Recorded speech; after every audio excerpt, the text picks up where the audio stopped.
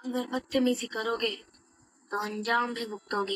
गंगा खजाने की खोज के लिए लूफी को नक्शे की आवश्यकता पड़ती है और यह नक्शा मरीन्स के ऑफिस में एक बहुत ही मजबूत तिजोरी में रखा होता है।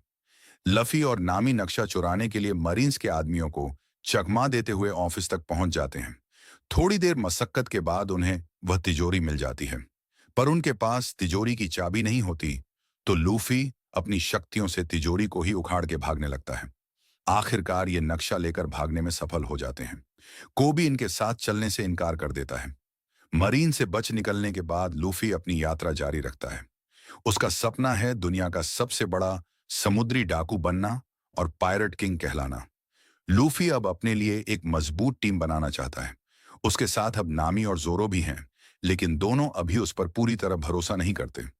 तीनों का सफर जारी रहता है, तभी बीच रास्ते में अज्ञात लोग उन पर हमला कर देते हैं और उनको बंदी बना के एक अनजान शहर लेकर जाते हैं, जिसका नाम होता है ऑरेंज टाउन। जब उनकी आंखें खुलती हैं तो वह खुद को एक सर्कस में पाते हैं और उनके सामने होता है एक जोकर जिसका नाम बकी होता है। वह खुद को बहुत बड़ा स्टार समझता है और अपने दुश्मनों के साथ सर्कस जैसा खेल खेलता है। ऑरेंज टाउन लगभग खाली पड़ा होता है क्योंकि वह टाउन के सभी लोगों को जंजीरों से बांधकर सर्कस कैंप में जबरदस्ती मनोरंजन करवाता है और डर फैलाता है। उसका मेकअप और जोकर जैसा चेहरा देखने में मजेदार लगता है, लेकिन असल में वह बहुत क्रूर और खतरनाक है। बगी ने चॉप चॉप फ्रूट खाया होता है, जिसकी वजह से वह अपने शरीर को कई टुकड़ों में बांट सकता है। उसका हाथ अलग अलग उड़ सकता है, सिर हवा में घूम सकता है। तलवार के वार का उस पर कोई असर नहीं होता।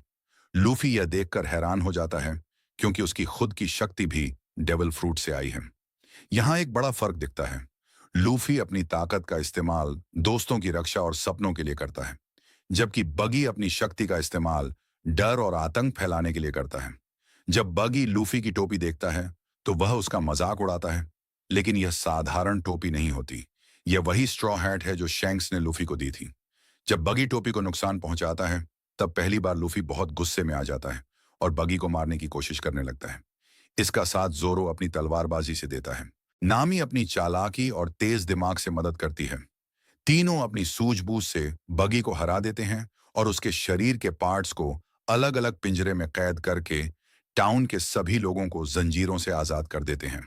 हालांकि तीनों अभी पूरी तरह दोस्त नहीं बने हैं, लेकिन उनकी टीम वर्क धीरे धीरे मजबूत होने लगती है। एपिसोड में दूसरी तरफ मरीन की भी कहानी दिखाई जाती है। कोबी अब मरीन बनने की ट्रेनिंग ले रहा है। उसके साथ हेलमेपो भी है, जो कोबी के साथ मिलकर लूफी को पकड़ने का प्लान बनाते हैं। कोबी का सपना है न्याय के लिए काम करना, जबकि लूफी आजादी के लिए समुद्री डाकू बनना चाहता है। यहीं से कहानी में पिरेट्स और मारिन्स के रास्ते अलग हो जाते हैं। नेक्स्ट पार्ट में हम देखेंगे कि क्या मारिन्स लूफी को पकड़ने में कामयाब होंगे। कमेंट करके अपनी राय जरूर दें और चैनल को सब्सक्राइब कर लें।